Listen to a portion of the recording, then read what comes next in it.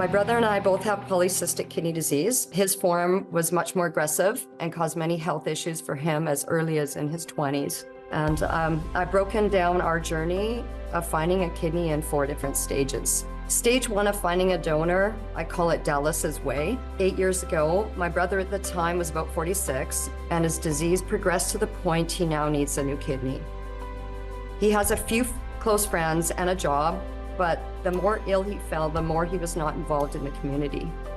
Dallas informed me he had reached out to some of our extended family, as well as told his place of employment and co-workers. At the time, I did not realize those he told thought he was going to require a kidney someday, and no one understood the magnitude of his health or the immediate or urgency of needing a kidney. Stage 2 of finding a donor about 9 months later, I call this realizing something has to be done, but I need to be delicate. I knew we had to do more to help find a kidney, and he would have to understand his privacy would now have to be made public.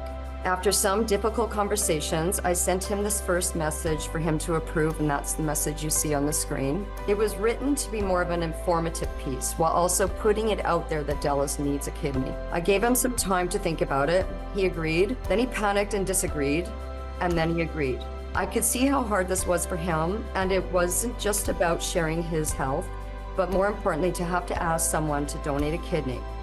This is a guy who does not ask for help. He does not complain. He does not talk about it. Now he has to ask someone for this. It was unimaginable and too much for him to comprehend. But he also understood he had no choice. So I started slow with just emailing it to friends and family, and we waited. Then we agreed to go to Facebook. So I started adding all kinds of friends and acquaintances on Facebook. So this created attention. We had some response, but not enough. So now I'm into stage 3, and this is about 4 to 5 months later, and I call it a new approach. So time went by and I knew more had to be done.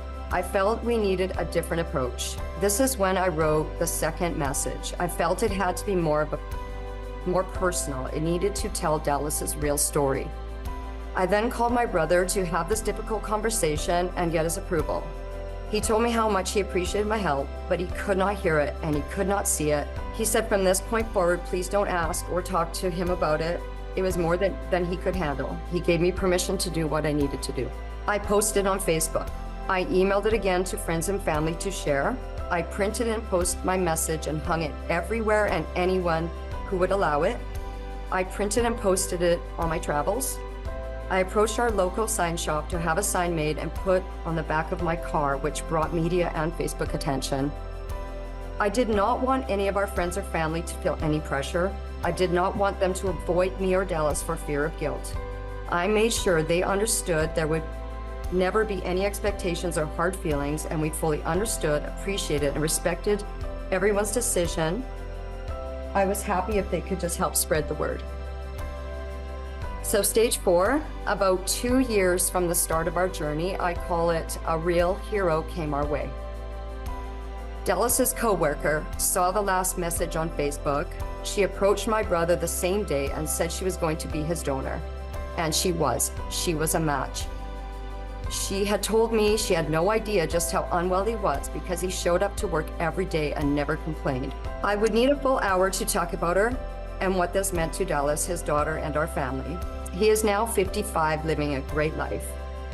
To be a part of this process, to see a before and after Dallas, and to witness the miracle of giving, compassion, time, healing, and selflessness in humanity with his donor was an unbelievable experience. I learned a lot in this journey.